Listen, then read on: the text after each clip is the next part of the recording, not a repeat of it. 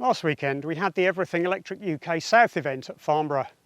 The layout of this year's event was different to previous years, and so I want to use this video to capture our thoughts on that event. Was it a good event in your eyes, an improvement on previous years, or was it worse? I want your feedback, what you think.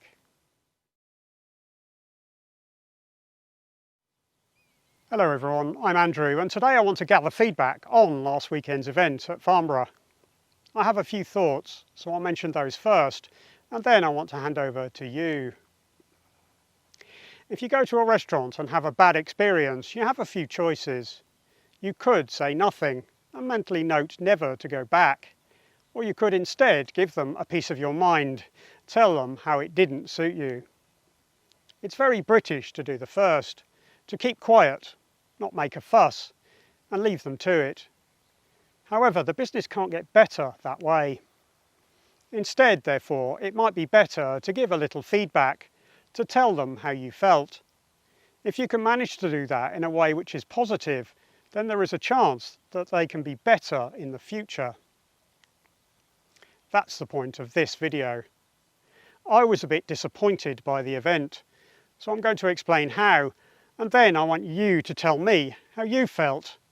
Add comments detailing your thoughts. Once the feedback has been gathered, I'll then send a link to the video to the Everything Electric team with the hope that they can use that information to improve the event in the future. The first problem for me personally was the length of the show. These are normally 3-day events, and this year the public only got 2 days. The first day, the Friday, was not unused.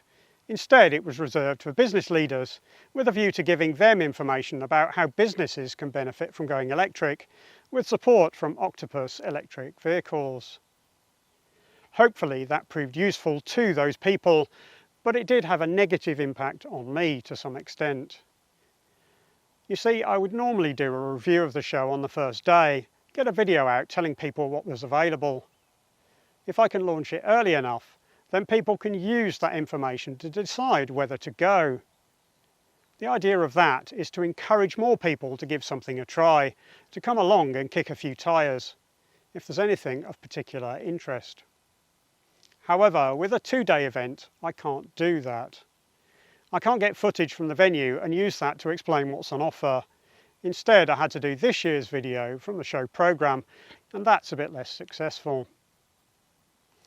However, the purpose of the event is not to give content creators what they need, but instead to give the general public what they require, so maybe that doesn't matter all that much. When I arrived on the Saturday, the first public day, I got a nasty surprise. It was immediately obvious that the show was smaller than in previous years. The outside area, one of the big benefits of Farnborough over the London XL venue, was reserved solely for the Zapheap recording, a single hour of the event from the point of view of the public. I was instantly worried about that. As I stood in the queue, I wondered if that meant the event was going to be smaller, and sure enough it was. All of the car stands that would normally be outside were instead inside the venue, and I think that had a fairly profound knock-on effect on the show. I think that displaced some of the things that would normally be inside, and they weren't there at all. Notable by their absence were the low-carbon kitchen, not something I would normally visit myself, but something that has seemed fairly busy in the past. Did you miss that? Tell me in the comments. The home energy arena was very different this time. That would normally offer people an opportunity to get one-to-one advice on home energy and home heating. That is a service I have used before, and so it seems a shame that nobody could get that same level of independent personal advice this time round. The UK is woefully behind where it should be with electrifying heating, so that's not ideal. What replaced that was a second area for group talks, something that existed at London as well this year. That's good, but it effectively replaced that one-on-one help that people might appreciate. How do you feel about that change? Do you think that's more useful to you, or is that a step away from what might benefit you the most? Save up your thoughts and let me have them in the comments at the end. Micro-mobility was there, but it felt very squashed into a corner. That seems unfortunate. That too is something people make good use of. It's something you can't always do elsewhere.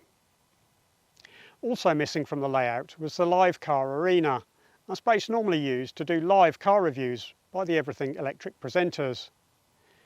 Those reviews still happened, but on the stands on which the cars were displayed. I can believe that this new format is better for the manufacturers, as it means they don't need to dedicate a car to that arena, which might reduce cost as well as risk. However, as a punter, I can say that it was less effective for me. There tended to be slightly less space around the cars for people to stand than in previous years. What's more, the PA was audible to a smaller subset of people. Not to mention that you had to find the car in the hall to see the review in the first place, which was a bit of a hassle. It also felt like there were fewer talks this year. The Giga Theatre was quite a lot smaller than normal, so those talks there were tended to be oversubscribed, with a lot of people having to stand to attend them. The Mega Theatre wasn't there at all, although maybe the new format of the Home Energy Arena is intended to take up that slack. But there were no fireside chats in the programme, which have generally seemed fairly busy in years gone by, so people might have missed those too. The mix of EVs and manufacturers was interesting this year. It was heavily dominated by Chinese brands, wasn't it? BMW had representation thanks to Peter Cooper Motor Group, a dealership chain, and the same with Porsche, thanks to a presence by the Wolverhampton dealership. But only Ford, Renault and Volvo were fully represented from what we might consider to be traditional OEMs. Tesla were very present, of course, which is always nice to see, both as a brand and also thanks to the presence of the Tesla Owners Club. I expect that plenty of people took advantage of test drives of the Model 3 and Model Y they had on site. Hyundai was there with a good-sized stand and offered test drives of a couple of their models, but Kia was largely missing in action this time around, visible only thanks to a bit of representation from Big Motoring World. All of the rest was Chinese or Chinese-backed. MG and Lotus might feel like UK brands, but are not any longer. Volvo and Polestar might be considered European, but are owned by Geely. Meanwhile, we had stands showing Changan and Chery, JQ and Omoda, and Geely with the very impressive EX5. But the biggest stands seem to be BYD. They are really serious about selling in the UK and had the most models by some margin. That was very interesting to see. A sign of the times, for sure. To be fair, cars from other makes were included in the electric alley, but that didn't work for me at all. There were loads of cars, all provided by Octopus Electric Vehicles, I think. However, they were all locked, so you couldn't really interact with them, and there was no information on what each offered. That ended up feeling like wasted space and seemed to be very sparsely attended. I had a thought about the test drive route too. Most of the test drives left from the end of the building, an area they called the West Hard Standing. That was very convenient to access, but led to a much longer route to get off the airport site with its 10 miles per hour speed limit, so that seemed a bit of a shame. Some manufacturers were offering only 15-minute test drives, and if 4 or 5 of those are at 10 miles an hour, then you don't get much chance to experience the car at anything like a normal speed. My final thought is reserved for Zapheap. I went to the recording outside on the Saturday, but I couldn't see much despite being 6'2" in height, so I expect I wasn't alone in not getting much out of that. Colin Furze got the microphone at one point so that we could hear as he entertained the crowd, which I think worked very well. However, he made an ad hoc remark that got me thinking. It seemed a bit of foreboding. He said he was looking forward to a bit of chaos, to the machines on test failing in spectacular manner, but actually everything worked absolutely fine. We'll have to see as the programmes come out and the series progresses, if that happens, but I wonder if EVs are too reliable to really fit well in that format. Could it be that the reliability of the electric drivetrain has once again been demonstrated in this new way? If so, that might sound the death knell for the commissioning of Zapheap. I really hope the format is taken up, as I think the educational benefit of Zapheap Challenge is well proven. But it might be that EVs are just too reliable for them to feature. Oh, what an irony that would be. It may sound like I didn't get anything from the event this year because of all the points I've made, but in fact I enjoyed it a lot. I got to meet with friends, people I don't see all that often, and we did some test drives together, so I got to hear what they had to say about the cars we drove. I also got to meet a few of you, people who watched the channel, and some new people who didn't before but hopefully have joined me since. It's always interesting to hear from you about how you are getting on. Finally, I bumped into a few other YouTubers and got to hear how they are finding the platform. Most of them didn't know who I was, of course. My channel is only small, but one did recognise me, Nigel from the channel Nigel and Jen.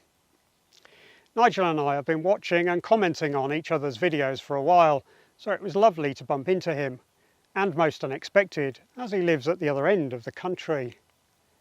If you like my content, then I think there's a good chance you will like his too.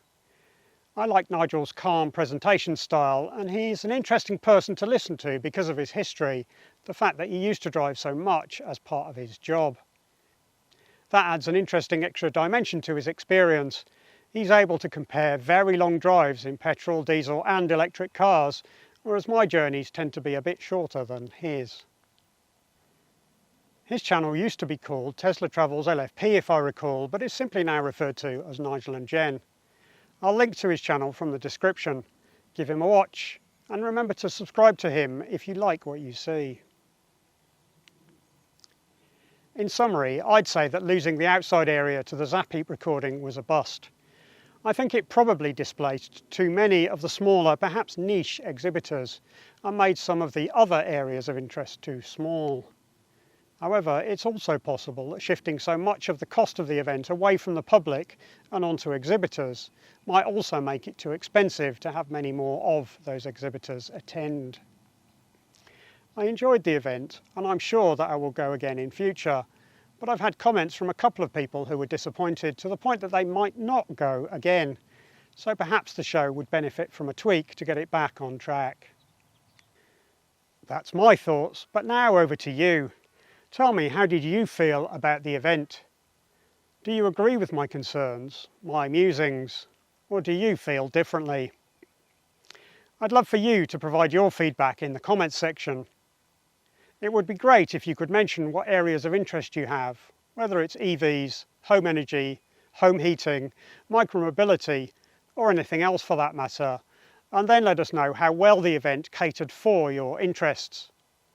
Try to keep the feedback positive, please. That will be most beneficial and is most likely to be heard, of course. Once I have all of that feedback, I'll send a link to the video to the Everything Electric team in the hope that our thoughts prove to be of benefit to them and that they use it to make an even better event next year. If you like this week's video, then it will be a huge help to me if you click the thumbs up button, and I would love to have you as a subscriber of the channel if you want to see more from me. Thanks.